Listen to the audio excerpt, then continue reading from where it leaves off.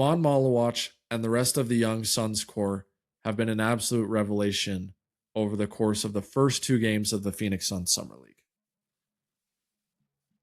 The Phoenix Suns Summer League won their first game 81-79 against the Portland Trailblazers and then lost their second game on Sunday 81-75.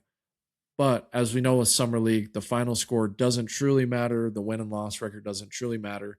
It's how well do your young players that hopefully are franchise cornerstones for many years to come. How well do those guys look in Summer League? And Khaman Maluach has easily been the Suns' most exciting, um, most most talented, best player so far. What I didn't expect from this Phoenix Suns Summer League was how well Khaman Maluach would shoot the three and that he would be the best 3-point shooter on the roster. He's been a great rebounder. He's finished strong at the rim. He's been aggressive. Um anytime he's been close to the basket, he's been trying to dunk the ball, which has been great. He's done a really, really good job rebounding in his area, out of his area. He's been going up and getting contested rebounds, which has been really good to see. In his first game, he had 7 turnovers, but uh, that was definitely a point of emphasis for him. In the second game, was not turning the ball over, and he had 0 turnovers, which was really, really good. So he's definitely looked like a guy that deserves rotation minutes, probably 20 minutes a game so far through the course of Summer League. I think for him, some people could argue, hey, he's he's proven himself. He doesn't need to play any more minutes at Summer League, but honestly, he's just played so few basketball games in the NBA, in college, and then like we've talked about before, he's so raw. He's only been playing basketball for 5 or 6 years. So he just needs as many reps in NBA environments as possible. So I expect him to play out the rest of the Summer League and to continue to look really good. Uh, his shot blocking at the rim has been really good. I saw a stat on Twitter that said opponents are shooting 12% worse than their expected field goal percentage when he is the primary defender or the primary shot blocker. And that's something you really want to see from him, is because he is so long and talented that defensively is how he's going to make his bones in the NBA. It's not going to be being a fluid, high scoring big like Joel Embiid. It's going to be being a long, athletic rebounder, shot blocker, Rudy Gobert archetype. But what we've seen from Khaman Maluach in summer league is that he's developed. I wouldn't say he's developed, but he is developing a a a good 3-point shot. The stroke looks solid for a big guy. He has a good amount of touch on it. Even the ones that he misses are right on line. He's only had one air ball, which was a rushed three at the end of the game, which is more passable just because of the time and score and situation. But when he's able to just catch and step into threes, it looks good. It looks really solid. And if he's able to become a 35, 36, 37% three-point shooter in his career, he might not make all NBA teams at center, but is going to be he's going to be thought of as a top center in the NBA. Now there's still definitely a lot of weaknesses and a lot of places where how raw he is shows. Um, as a guy away from the basket, you know, making passes to cutters, to guys coming off handoffs, like he still just doesn't quite have the feel for that yet, which is really, really important for NBA offenses, is having that center at the top of the key that can set good screens, which he is getting a lot better as a screen setter. But setting good screens, hitting guys exactly where they need to be, whether it's handoffs or cuts, out top. He's not really able to do that yet. He's not a connector at all. Um, And then defensively, there are a lot of times where the positioning still isn't great. He there there was a play where he there was an alley oop attempt from the Pelicans on Sunday where he probably didn't need to step up, but he did. And then he recovered and blocked the alley oop dunk attempt at the rim. That was pretty incredible. It probably never should have happened, but there are plays like that where he's making mistakes. He's making up for some of them. He's been late to a couple block attempts that have been goaltended. I think there was one yesterday that was recorded as a block, but was 100% a goaltend. So he's still a little late, but overall, defensively,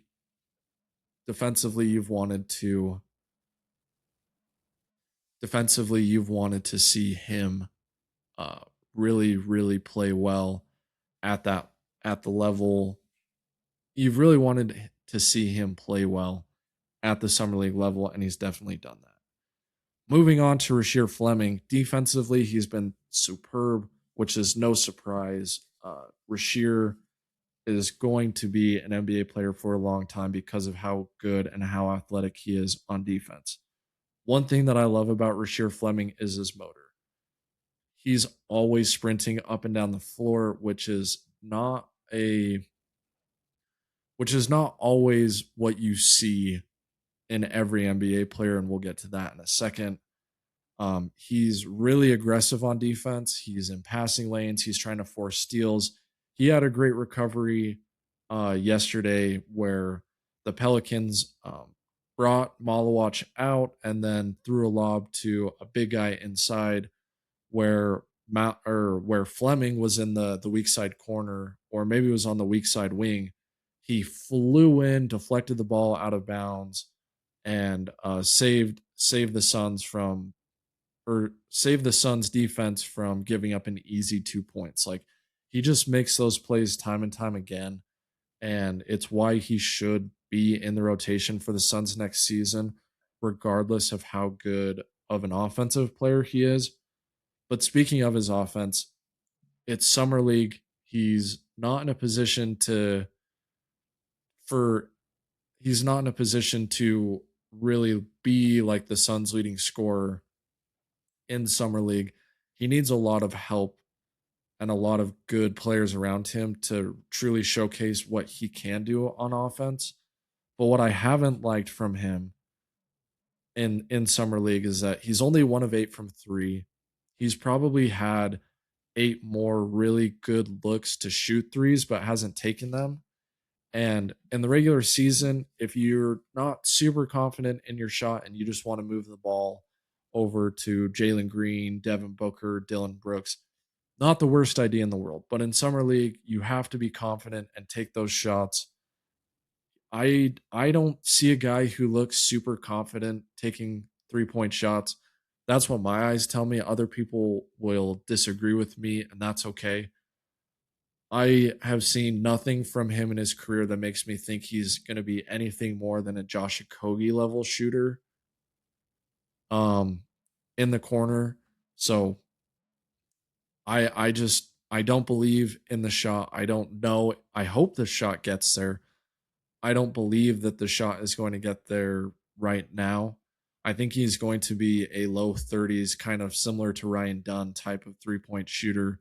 I definitely don't think defenses I definitely think defenses are not going to respect him in the NBA. I think you're going to see him get a lot of open looks from three, whether he decides to take them or not. We're going to see this season. I think there are going to be a lot of teams that just say, hey, we're not really worried about you as a shooter, the same way they've done with Ryan Dunn, the same way they did with Josh Okogie or Torrey Craig. Like, if he can become the best shooter out of any of those guys that I listed, he's going to make hundreds of millions of dollars over a 12 to 15-year career if he can become a Trevor Ariza level kind of shooter.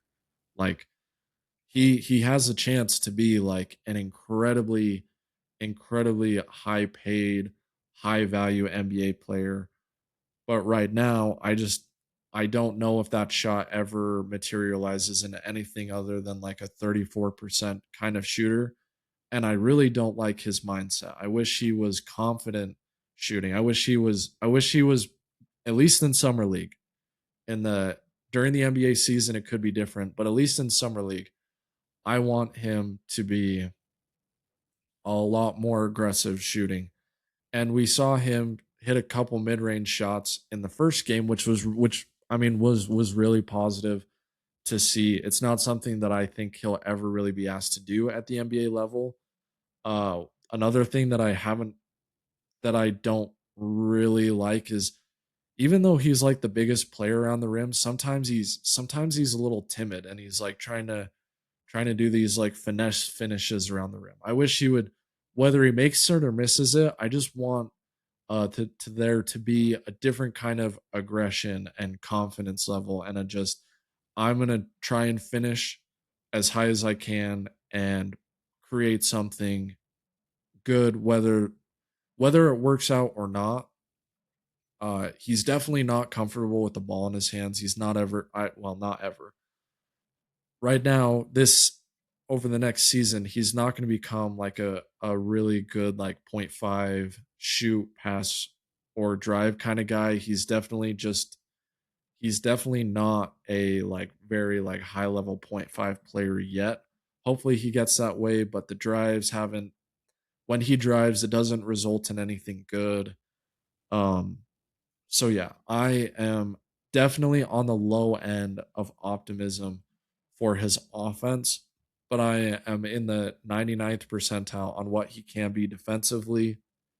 So, and for me, I value shooting above just about everything else in a player. So, the reason why I am probably lower on Rasheer Fleming is because I just don't believe in that jump shot at all right now. And so it's going to be really hard for the Suns this season to play two to three guys that can't shoot, whether that's Devin Booker, uh, Miles Bridges, uh, Rasheer Fleming, Ryan Dunn, all the centers that they have. None of them can shoot except for maybe Maluach. He still has a long way to go before he's a proven shooter. But no guy on this roster over 6'5" has proven that they can be a good quality NBA shooter, which is a problem. Like, it's good to have a lot of 6'8", 6'9", 7-foot athletic guys, but none of them can shoot, if none of them can shoot, then it just makes Devin Booker and Jalen Green and Dylan Brooks' job so much harder on offense because all the attention is geared towards them. Teams are able to play super heavy in the gaps against those guys, which results in either wide open missed threes or turnovers from the guys doing most of the offensive initiating. So it's going to be interesting to see how Jordan Knott kind of figures out how to space the floor with a team that doesn't have a whole lot of floor spacers. But anyway, moving on to Koa Peat, I'm gonna start with the really, really good things that we've seen. He is very comfortable. He's fluid with the ball in his hands. The Suns in that second game had him bringing the ball up a lot, had him kind of initiating plays on offense, even though they weren't running super complicated set plays. But he was the guy and looked very, very good. Not special, but looked very good with the ball in his hands and was a really good passer. Now, he did have a few turnovers in as like the primary playmaker that just kind of happened, where it was the over the top pass to Malawach that he should have just never thrown, because even if Malawach had caught it, Malawach wouldn't really have been able to do anything with it because he was still too far away from the basket. And he had some other turnovers too, where just trying to do too much as well. But overall, he looks incredibly powerful with the basketball. He's able to bulldoze his way into the lane, and then he has a lot of different ways that he can finish around the basket. Off of 1 foot, off of 1 foot, he can do a floater with either off either foot. He's really talented at getting to the rim, getting into bodies, and finishing over the top, even though he is a little undersized for a traditional four at 6'8". So he's really good at finishing over the top of defenders. Whether it's changing angles, he can finish really well with touch, which is great. And then he's also really good at getting into the lane and pulling up, whether it's posting up or off of drives. He can turn around and fade. He can post up and fade. The the inner the closer mid range looks that he's been getting look really good. Like, it looks very fluid. The further away he gets from the basket, the less fluid his shooting motion looks. And that's really the main negative, is that he just can't space the floor at all. Even like the open 15-foot elbow jump shots the teams were giving him, they looked online, but they were flat and they hit the back of the rim and hit really hard. So he's going to have to continue to tweak his shooting mechanics, which I think if the Suns are planning on playing him a lot of minutes this season, it's going to be really hard for him to tweak those mechanics. But if they just say, hey, you're not going to play a whole lot, like Rasheer's just going to get all the minutes at the four with Miles Bridges, and then we're just going to play Dylan Brooks and Devin Booker and Luke Kennard and Jordan Goodwin and Colin Gillespie. Like, we're just going to play those guys at the guard and wing positions. Then, if you're Koa Peat, then you can really get in the lab. You don't have to worry about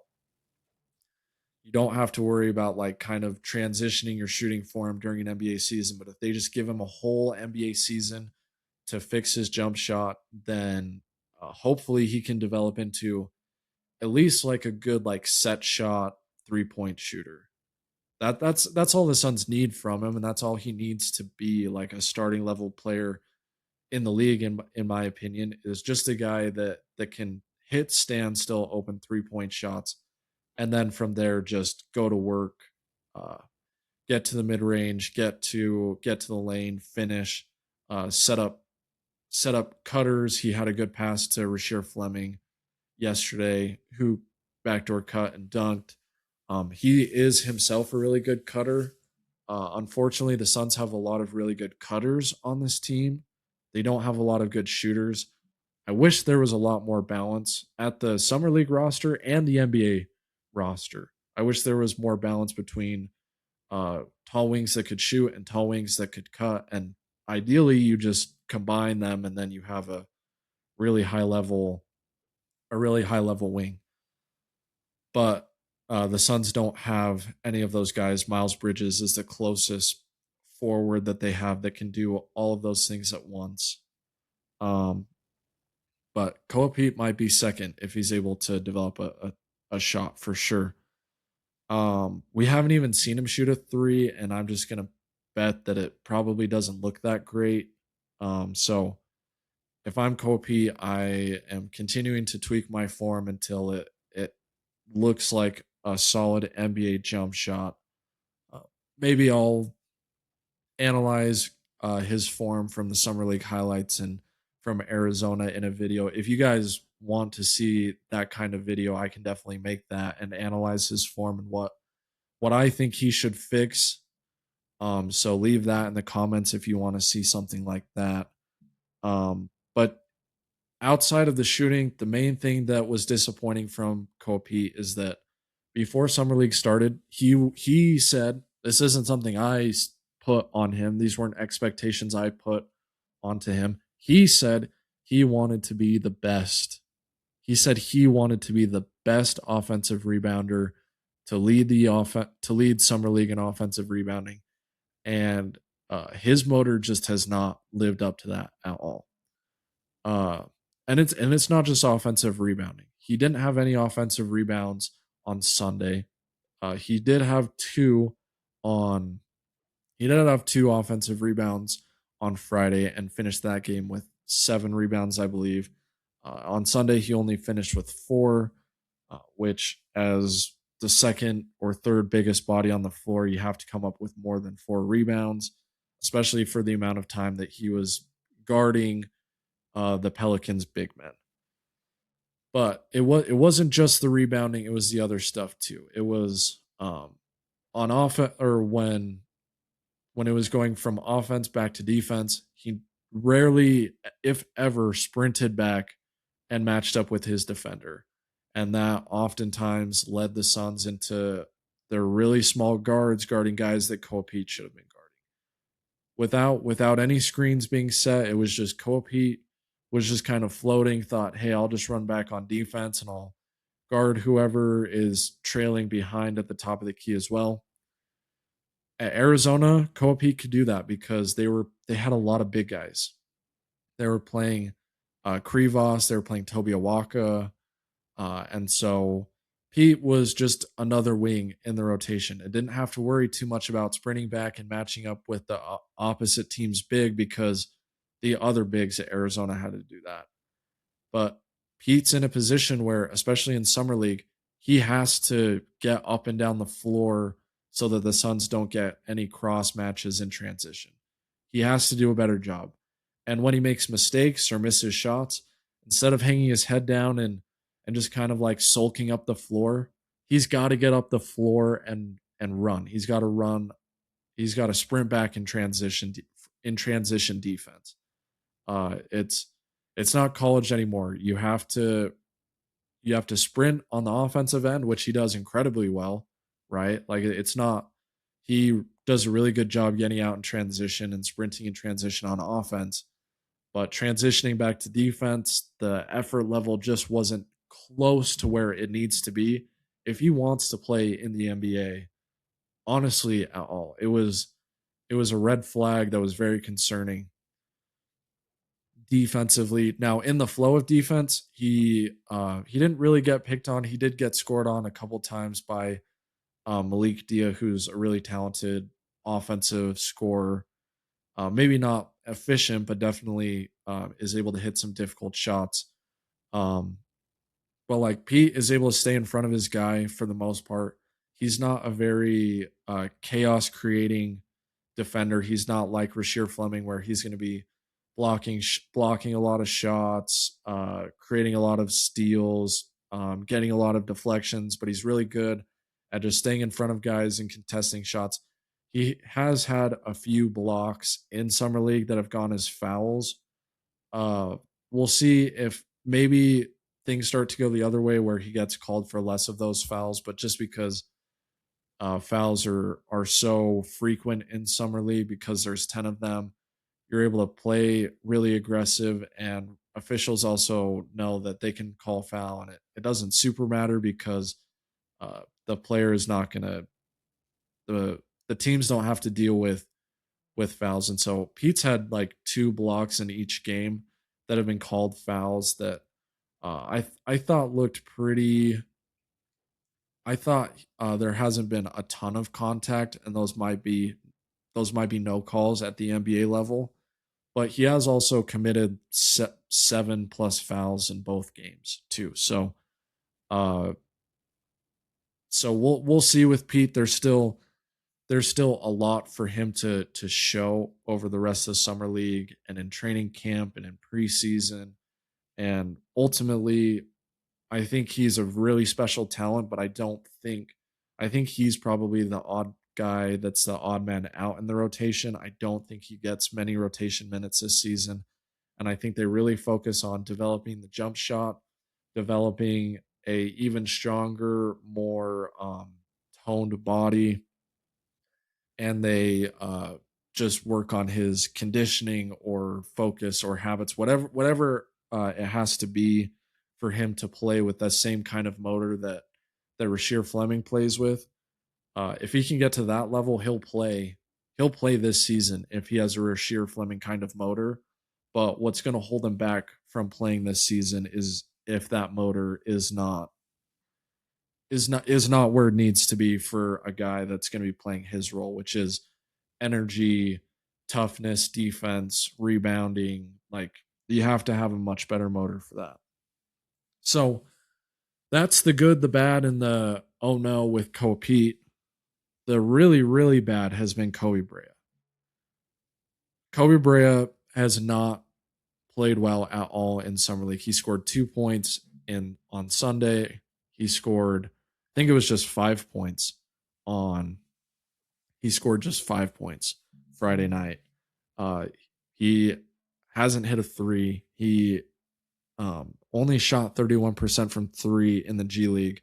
And so his shooting ability has not translated over from college to the NBA so far.